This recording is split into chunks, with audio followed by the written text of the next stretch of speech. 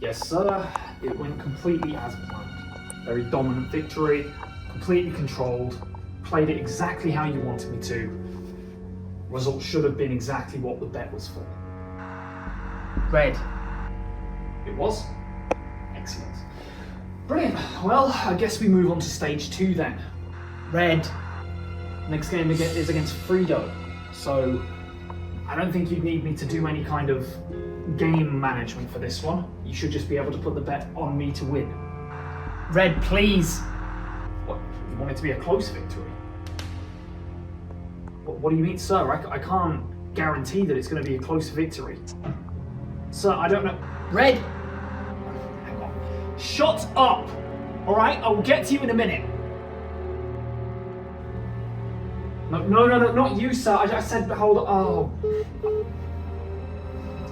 You need to shut the fuck up while I'm on the phone, okay? Okay, I'm sorry. I'm uncomfortable, okay? These ropes are digging into my arms and my legs. I don't care that you're in pain and you're hot.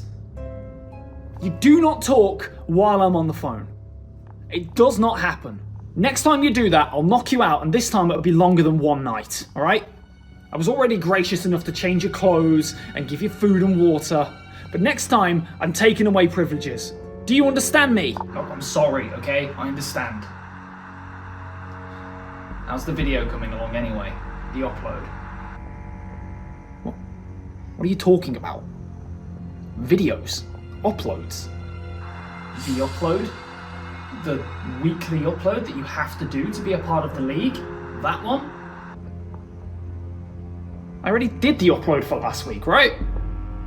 Isn't that enough? Yeah, the league rules state that you have to do an upload every week. If you don't, you could get kicked out. So you're telling me I've now got to do a fucking video? Fine. Alright. I'll get to it. Okay, well, you could always untie me and I could do the upload. That way we could work together. But you keep your fucking mouth shut, okay? Fuck off. Alright bitches, listen up. I don't want to be here, you don't want to be here, but according to PPL rules, I am legally mandated to give you a team builder and an explanation of the team every single week. So, you've got me for the next 5-10 minutes. If you don't want to be here, click the link in the description or the timestamp and skip forward to the battle for the good stuff. But if not, stick around because I'm going to talk about what we're going to do this week. So this week we're up against Frito. And apparently Frito is a bit of a draft league veteran, someone that's been around the scene for quite a while. He's obviously no match for me because I am the GOAT, Red Sugimori. But I don't want to take this game lightly. They have a very scary team, they have some very big threats including the Oxys speed, and I don't want to be in a position where I lose because I'm being overly confident. So, we've got a game plan this week, and I'm going to talk you through exactly how we did it. First member of the team is our Nono 6 to Mienshao. Now this thing is pretty standard Choice Scarf Mienshao. This thing has 4 moves, this thing has a Choice Scarf. It's meant to have speed control and do a lot of damage to things. The only notable thing to mention here is that we've got triple Axle over Poison Jab because it hits Dragonite for an Oko instead of doing a bit more damage to Sylveon. And with the damage that Dragonite was putting out to my draft, I figured it was more important to have a way of revenging a Dragonite that's set up to +1 with Dragon Dance than it was to do a little bit extra damage to Sylveon. Whether that becomes a problem later on, it might do. I'm hoping it doesn't, but I'm pretty solid and pretty confident with that choice. So yeah, Choice Scarf Mienshao just for speed control things. The next member of the team is Moretu the Tornadus. Moretu has a very strange spread this week that allows it to not only switch into Ogerpon Wellspring, but also threaten it back with a one-hit KO afterwards with Bleak Wind Storm. We have Icy Wind to be able to speed control Dragonite and do super effective damage to it, U-turn for momentum and to proc Regenerator, and same deal as Mienshao, we got Knockoff to disrupt some items. Tornadus Therian .mp4. Very, very bog standard stuff. And up third we have the member of the team that it's built around. We have a Swords Dance Baxcalibur with high horsepower, Ice Shard and Glaive Rush. We have enough speed to be able to outspeed, I believe it's Glimora, and we are just here to hit things and do a lot of damage. Swords Dance this week seemed a lot better, because I was then able to Ice Shard Dragonite and stop it from clicking super effective moves versus me. And I figured if I get the Chilly Reception off, I'll have plenty of defense to be able to set up and sweep things. Ice Shard looked fantastic at +2. If I can get some necessary chip on things, Baxcalibur hopefully is just able to win this week. Heavy Duty Boots allows me to come in at full health so that I can guarantee that I'm not going to be able to be chipped down easily by hazards. And it just basically allowed the game plan to happen. So, Baxcalibur's here, and hopefully he's going to fuck some bitches up. And speaking of Chilly Reception, Yuko P, the motherfucking Slow King, is going to be here. Chilly Reception, Ice Beam, Scold, Slack Off. Ice Beam to hit Dragonite, Scold to try and land burned on things and hit the likes of Glimora and Heatran for super effective damage, and Slack Off just to keep itself healthy. We've gone physically defensive invested this week so that we can take hits from Dragonite, take hits from Tinglu, take hits from the likes of Hitmontop, which looks like a bit of a prick. But apart from that, standard Slow King. We haven't had to do anything too crazy this week apart from some very specific investment, because I have a game plan and I just want to make sure that game plan is executed. And that game plan is simply chip things down, then Chilly Reception out into Baxcalibur. And Yuko P, the Slow King, knows what its job is, and it's hopefully just going to be able to do that. However, unfortunately, in order to get this game plan to work, we need to get the chip on things. So, the best way to do that is to use things like Utsu P, the Ursaluna here, who's going fast so that we can try and get the jump on a Heatran and one-shot it with Earth Power. Earth Power, Calm Mind, Moonlight, and Blood Moon with the slightest amount of special attack investment so that we can just scrap with things, hit them really hard, hopefully land a Blood Moon on the likes of Sylveon and force it to click Wishes so that I can start setting up. And there's a chance, if things go right, this thing could just sweep in its own mind. So, yeah. Get chip on things with Ursaluna and Mienshao and Tornadus, then go out into Slow King, click Chilly Reception, set up a Swords Dance. That's the game plan. And the final one on this team is Satapan P, the Arboliver, who's gone physically defensive again this week to try and help with that Dragonite. Now, Arboliver's going Terra Poison this week so that we can potentially switch into hits from Sylveon if it is a weird spec set and it does deter any other kind of Terras from going off. So, Energy Ball, Earth Power, Alluring Voice, and Leech Seed. Very, very good mon to chip the opponents down and be a prick.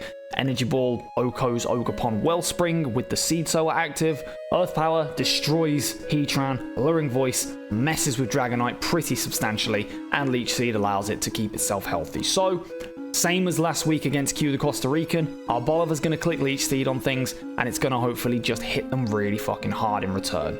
Get loads of healing back, sustain itself through the passive recovery, and chip the opponent down to a point where Baxcalibur can come in and win. That is what I'm putting all of my chips on this week. I see that being a successful game plan, and I know I have the ability to make it work, because I'm motherfucking Red Sugimori.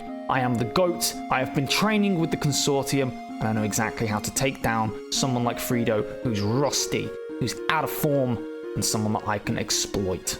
So yeah. Let's see if we did it, eh?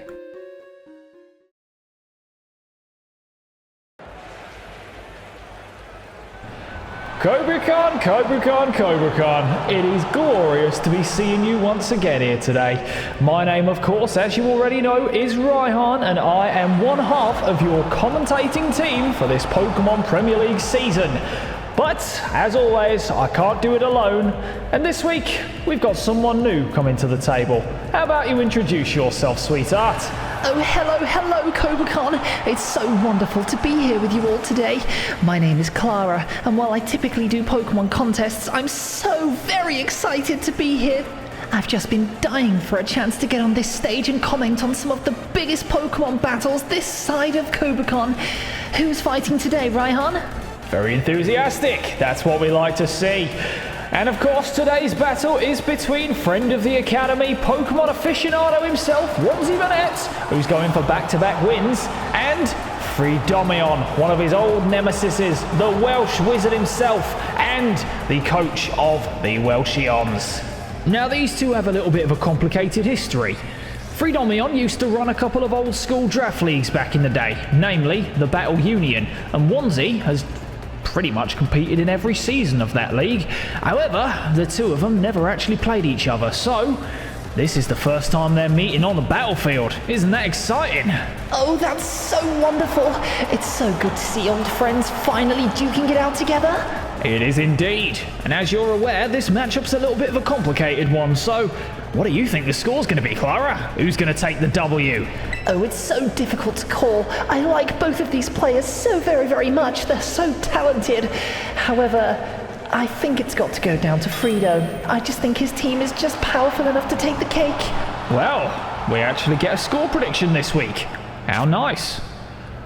Anyway, it looks like both of our combatants are ready. Are you ready, Kobakan? Amazing stuff. That's what we like to hear. Now, without further ado, let's head down pitch side and get this battle started.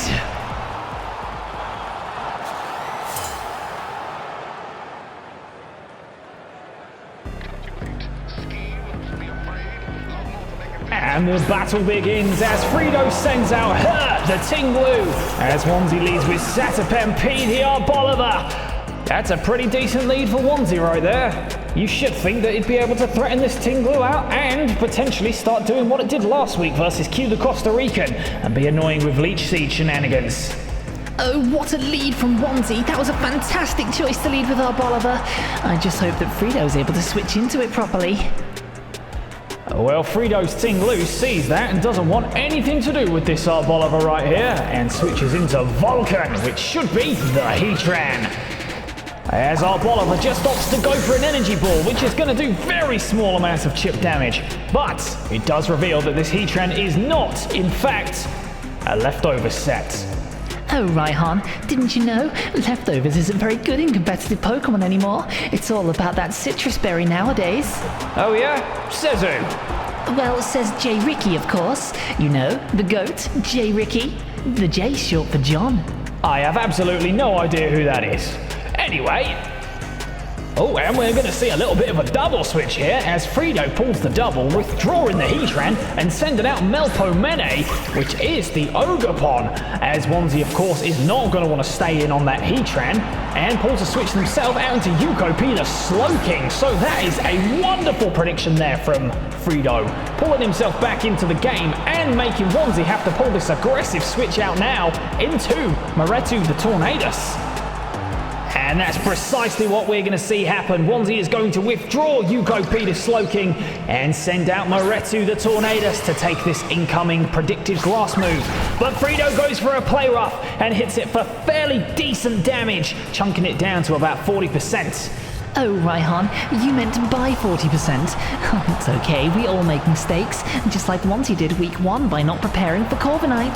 Well, we're not going to see any crazy mistakes from Freedomion here as they pull out the switch into Vulcan, the Heatran, to take an incoming move from this Tornadus.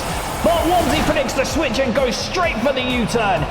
Not doing much damage, but does allow him to get a free switch into whatever Pokemon he desires.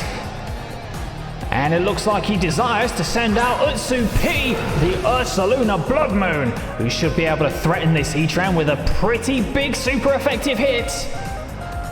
And Fredo chooses to just attack this Ursaluna, going for the Lava Plume as Utsu P goes for the Earth Power. We do not see a Shuka Berry item, and we do see a fainted Heatran, and the first blood of the game goes to Onesie.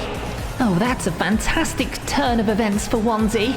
I'm not sure why Fredo decided to let the Heatran go like that, though. Surely there were other options to switch into instead of just letting it faint like that. Well, Fredo might have seen this Ursaluna as a potential problem point for some of his endgame threats and just wanted to take the chip. In some scenarios, that's not a bad turn. But Fredo decides to go back out into Melpomene to threaten this Ursaluna back out again. I think it's fair to say there's been a fair bit of jostling for position in this game.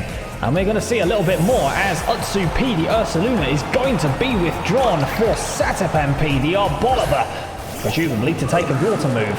And we're going to see the Ivy Cudgel, the water move indeed, come out and do absolutely nothing except activate Arboliver's Seed Sower ability. Now, I was here last week and I watched this Seed Sower ability do so much work for Onesie. And of course, Onesie's using the Leftovers item to get even more passive regeneration every turn. This could be quite nasty for Fredo. Well, it looks like Frito saw what happened last week as well. Opted to go for a play rough to try and get damage onto it. Does nothing at all and eats an energy ball for 55% in return. That is huge chunking from this Arboliver. And Frito, quite rightly, is not going to want to trade Ogerpon for a bit of damage on Arboliver, and he's going to click the super effective U-turn. But you have to say, Arboliver took that very, very well. And the Pokemon coming in to take the hit is going to be Zoomies, the Deoxys Speed, which you wouldn't think is going to take this very well, as Satapan goes for an energy ball and does a clean 55% again, procking the Deoxys' Citrus Berry, which is going to put it back to a fairly healthy amount of health. Arboliver's come in here and chunked 2 Pokemon down for 55% of their health, while just sitting there eating hits and recovering its own health. That's quite an admirable performance so far. Well, it looks like Onesie does not want to risk losing this Arboliver this early, and he's going to make the switch out into Yuko P, the Slowking. A very smart play. But what the hell is this? Deoxys has gone for Trick Room? Going for Trick Room on a Deoxys? Oh, that's a very strange play indeed, isn't it, Raihan? Calling that very strange is like saying that Wolfie Glick is a little bit good at Pokemon. It's an absolute joke! Well, it looks like Slowking wants to tell a joke as well now, because it's going to go for Chilly Reception. Yeah, it's going to get himself out of dodge. I wouldn't want to stick around if I saw a Deoxys going for flipping Trick Room in front of me either. And Onesie's going to choose to go out into Moretu the Tornadus to take a hit from this thing. But it just goes for Teleports. That's actually quite genius, going for Trick Room on Deoxys and then using Teleport to guarantee the slow pivot afterwards. That's very smart from Frito. I still can't wrap my head around using Deoxys Speed, the second fastest Pokemon in the world, to use Trick Room. It just doesn't compute with my brain. Oh, that's okay, Raihan. It's okay to be a little bit stupid, you know? Well, Frito is going to choose not to be stupid and send out Call Me Her, the Tinglu, who presumably is able to take anything that this Tornadus wants to do. And right on cue, the grassy terrain ends, meaning the Earthquake is now fully powered again. Onesie's in a little bit of a predicament now, isn't he? He's going to have to choose something to switch into this very strong ground type. And Onesie doesn't even get the opportunity to click U-turn for a little bit of chip. He has to hard switch out here and go out into Satapan P, the Arboliver, as Tinglu just goes for Rock Slide and does a decent amount of damage. But it does reset up the grassy terrain, lowering the damage from earthquakes in the future. But what is this? Is that a life orb I'm seeing? Frito really is full of tricks today, isn't he? Calling that a trick is like... it's like... I don't even have words for what it's like.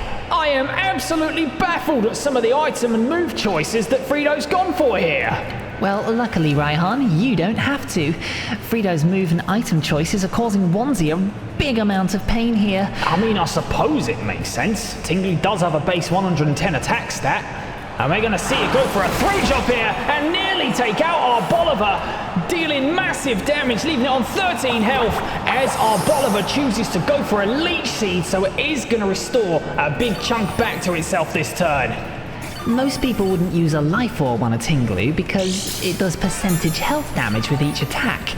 But when you have the opportunity to switch up moves and your coverage looks very good into the opponent, sometimes it's worth taking that extra damage. And that extra 30% damage from the Life Orb has prevented Satapan P from taking 2 throat chops. Exactly. It might be unconventional, but it seems to really be putting the work in here. Well, at least for the moment, it's not going to put in any more work because Frito's decided to switch it out. And he's going to go out into Zoomies, which is the Deoxys Speed. As Onesie's going to be withdrawing Arboliver himself, meaning we've got a double switch this turn. As we see R906 the Mienshao coming back onto the field. And an important thing to note is that Trick Room has just ended, meaning that depending on these spreads, Deoxys still might be able to outspeed this Mienshao. Well, at least for the moment it won't, as Mienshao's just going to go straight for a knockoff, and Deoxys is going to set up another Trick Room. So, we still don't actually know what spread this Deoxys has, or if it has any speed investment whatsoever. No, we do not. It's only gone for minus priority moves so far. Well, Onesie doesn't care about any of that and is going to choose to terrestrialize his Mienshao, which is going to turn into a dark type, powering up the knockoff. Must have potentially been worried about not landing the 2-hit KO onto this Deoxys. But it's going to go first! What on earth is happening here? And it's going to take out this Deoxys! What on earth? That's a choice scarf Mienshao. How on earth did that just outspeed under Trick Room? Frito must have had some speed investment on that Deoxys, which baffles my mind. Either way, Frito now has a very free switch into carry at the Sylveon, which under Trick Room, Onesie does not ever switch in for. And Onesie is going to choose to preserve R906 the Mienshao here and switch out into Yuko P the Slowking, presumably to judge how much damage this Sylveon's going to do.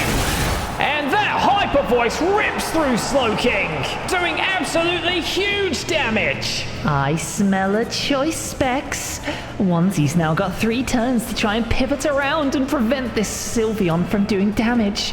Oh, how fun. Me and you have different definitions of fun, Clara. Oh, I don't think they're that different, Raihan. Well, Yuko P certainly doesn't find this situation fun, as Onesie is going to switch on out into Satapan P the Arboliver, presumably using it as a sacrificial pawn, as Sylveon rips through another Hyper Voice. He does land a critical hit, but in this moment, that's not going to make any difference, and down goes the Arboliver. I suppose that makes the most sense. That Arboliver was never going to be able to take a hit from anything left, and so the only choice it had was to be used as a sacrificial piece. I mean, that's all well and good, but Trick Room is still under effect. You've still got to find a way to pivot around and do some damage to this thing. Well, Onesie's choice is apparently to go back out into Yuko P the Slowking. I presume that's to try and get another tick of Regenerator going, maybe to try and take another hit from this thing later in the future. But for now, he's still got to find another sack. And Onesie does indeed pivot immediately back out and switch out back into Utsu P, the Ursaluna Blood Moon, who is not going to enjoy another Hyper Voice. And down goes Ursaluna. The momentum is well and truly with the Welsheons at the moment. This Sylveon just keeps screaming and screaming, and Onesie has no reply for it. Oh, I just love it when an unconventional strategy works. Trick Room Deoxys was a bit of a joke earlier in the game, but now it's really causing problems. Well, Onesie's answer so far has just been to sacrifice half of his team. What can Maretu the Tornadus do to this thing? We will find out shortly, but in the meantime, Frito is going to terrestrialize his Sylveon here, and it's going to become Fairy type, making those Hyper Voices hit even harder. But Maretu goes for a knockoff, decreasing the power of those Hyper Voices by knocking off the choice specs. But is it enough to take a Hyper Voice now? It is! Tornadus survives just barely because it knocked off the choice specs. Ooh, what a smart bit of tech. By knocking off the choice specs, Onesie was able to live that, and that's going to guarantee that he's able to get a little extra damage off onto this Sylveon, which might put it in range of something else later. You're absolutely right, and it means Tornadus can get off an extra Bleak Wind Storm, doing a bit more damage to this Sylveon before it goes for another Hyper Voice and screams at this Tornadus, taking it down and putting Frito firmly in control even further. And with the Trick Room now gone, Onesie's very free to go out into R906 the Mienshao to try and get damage off with a triple axle. And that is exactly what we see is going to happen here. It hits once. It gets a critical hit on the first one. It hits 2 times, 3 times, but doesn't quite take the Sylveon out. And you know what that means, ladies and gentlemen. It's Hyper Voice time. And Mienshao goes down. I've got to say, from this point in the game, I really can't see what Onesie can do to pull this game back. I think Frito's just completely bamboozled him here.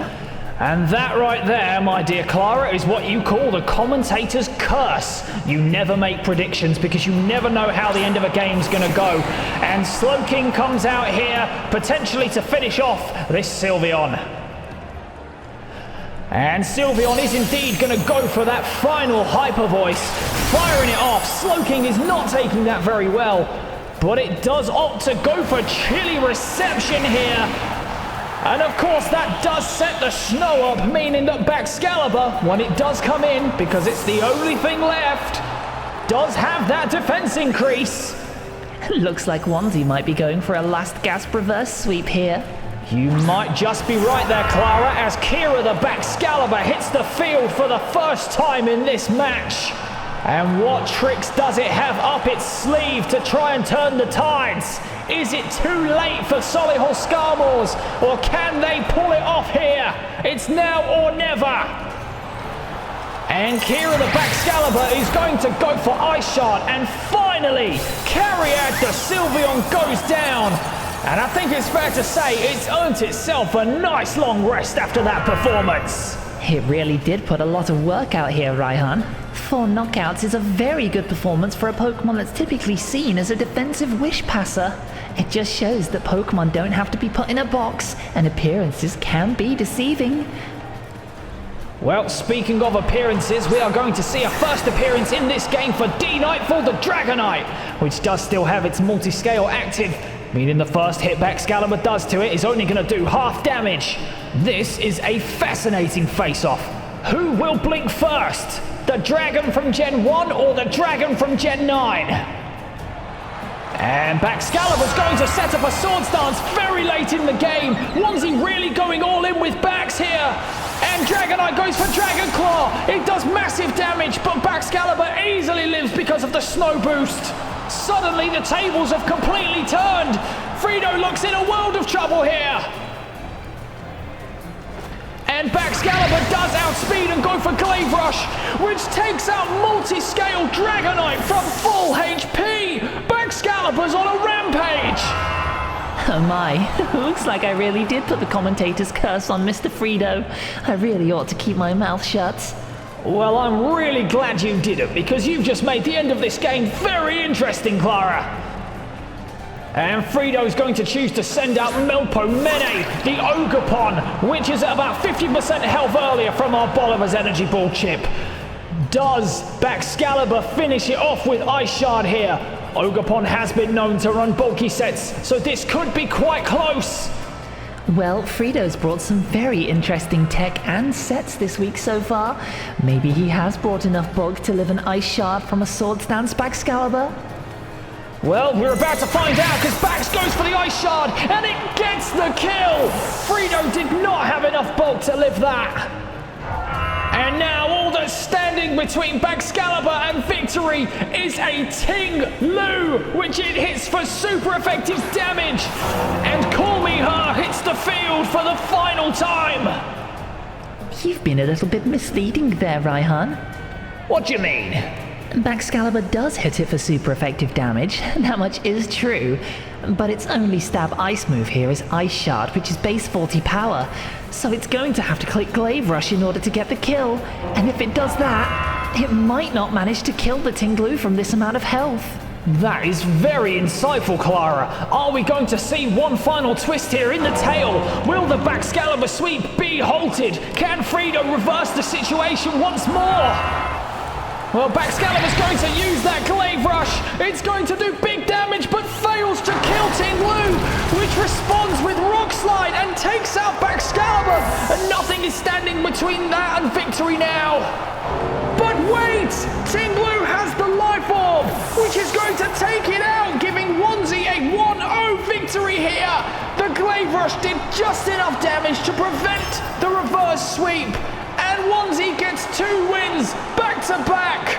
Solihul Skarmoors 1, Welsheons 0. Oh my days!